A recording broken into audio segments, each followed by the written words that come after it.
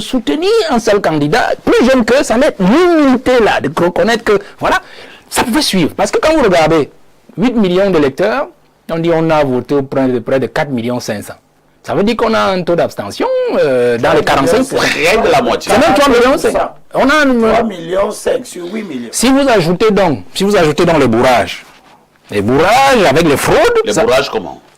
Les fraudes, parce que c'est une élection vraiment c'est un faux débat. C'est une élection qui a été sérieusement fraudée comme toutes les autres. Vous allez vous retrouver même peut-être à un taux d'abstention peut-être de plus de 50%. C'est-à-dire, on a voté pour les gens. C'est-à-dire qu'on a signé à gauche, à droite, et ainsi de suite. Donc, vous allez vous rendre compte que le peuple n'est pas sorti pour voter. Et dans ce peuple-là, il y a la majorité qui est jeune. Il y a la majorité qui est jeune. Donc, il y a ce manque d'humilité de notre part. Et les méthodes, acceptez aussi dans l'humilité que d'autres peuvent vous apporter un grand amour dans les méthodes que vous avez déjà, dans l'expérience que vous avez. 1992, c'est une très belle expérience. Où ils ont mis à mal le pouvoir. Vous comprenez? 2018 aussi était une bonne expérience. Mais vous ne pouvez pas répliquer 1992 en 2025 sans associer les éléments de la nouvelle génération qui peuvent vous apporter d'autres idées, qui peuvent vous apporter un peu plus dans votre moulin. Valère, restons un peu dans ce que vous appelez la jeune génération. Prenons justement cette jeune génération lors de la dernière élection. Oui, c'est bien beau de dire que ces aînés n'ont pas voulu soutenir un jeune. Mais il y avait peut-être 4 ou 5 jeunes au niveau de la compétition. Pourquoi les 5 jeunes en question eux-mêmes ne pouvaient pas également s'associer pour dire nous faisons bloc et nous soutenons un camarade? C'est un autre débat, je reste dans le sujet. On aura une autre occasion pour ça. Alors, c'est pour faire comprendre vous-même les jeunes, on ne peut pas d'accord entre vous. On ne peut pas répliquer 92 en 2025 et ne pas intégrer les éléments de la nouvelle génération qui peuvent apporter de nouvelles idées pour améliorer 92. Vous comprenez? On ne peut pas répliquer 2018 en 2025, c'est-à-dire le rôle d'homme. Et ne pas intégrer les autres acteurs de l'opposition qui parfois ont plus d'introduction dans le système, ont appris encore davantage sur le terrain et qui peuvent vous montrer comment on peut faire pour descendre l'affaire. Vous comprenez? C'est ça que je suis en train de dire d'humilité. Maintenant, au niveau du peuple, parce que la leçon du peuple ici est tout à fait simple. Le peuple est en train de nous parler tout simplement. Le peuple est ingrat aussi.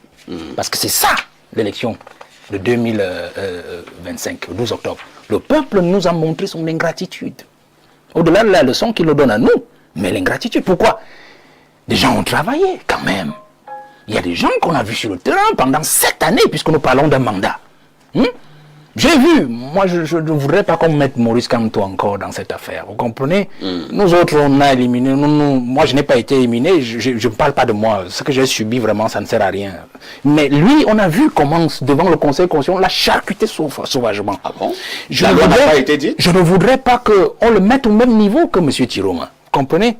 Moi je suis d'accord qu'on peut faire son chemin de Damas. Mais Tiroma n'a pas fait son chemin de Damas. Et je n'aime pas parler des individus. Mais M. Kamto... Vous condamnez Tiroma et vous soutenez Kamto. Je ne le soutiens pas. Je précise qu'il a quand même fait son chemin de Damas. C'est-à-dire que même si il a servi avec ces gens, ce qui n'est pas empêché, parce qu'un poste de ministre, ce n'est pas un poste de Paul Biya. C'est un poste au service du peuple camerounais. C'est Paul Biya qui nomme. Non, le Cameroun ne lui appartient pas, monsieur. Ça veut dire que quand on vous appelle, ce n'est pas Paul Biya qui a envoyé Kamto à l'école.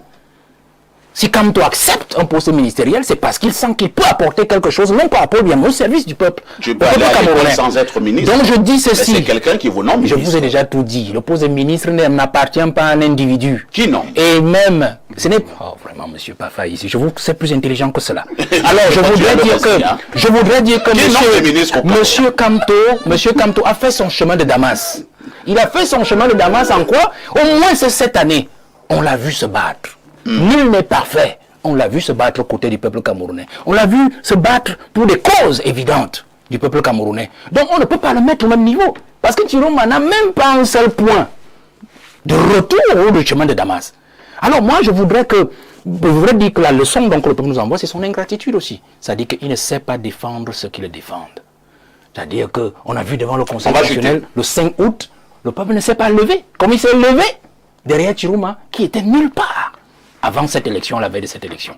Maintenant, au niveau des gouvernants, j'abrège là, je pense que l'une des leçons aussi, c'est surtout pour Paul Biya, les autres ne m'intéressent pas. Paul Biya, je crois que la leçon principale qu'il doit comprendre avec ces contestations populaires, c'est que ces contestations sont davantage l'œuvre de ses collaborateurs. On a parlé d'arrogance, on a parlé de mauvaise gestion, malgouvernance, ainsi de suite. Mais je vais aller plus loin. Cette contestation, au fond, pour ceux qui ont la bonne information, sont l'œuvre davantage des colères de ceux qui ont pactisé avec les membres du gouvernement et ses collaborateurs. C'est eux qui sont derrière cette affaire, qui poussent, qui financent, qui soutiennent Chiroma dans cette affaire, pour dire en fait que nous avons été floués par les collaborateurs de Paul Biya dans des choses que nous avons eu à faire avec eux.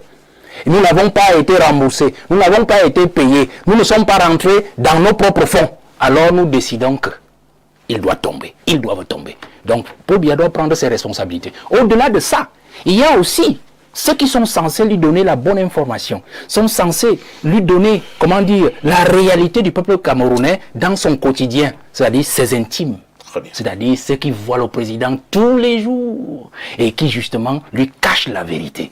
Parce qu'il peut dormir comme il dort et tout. Je disais à quelqu'un l'autre jour que est-ce que vous êtes même sûr que Paul Biya même, il sait que les enfants courent dehors et cassent les écoles, brûlent les commissariats. Parce que c'est ça le véritable souci, vous savez. Il n'a pas l'information. Non, j'ai dit, est-ce que vous êtes même sûr? Puisque si on regarde les 7 années qui sont passées, on a comme l'impression que le président, pas comme l'impression, il a été absent.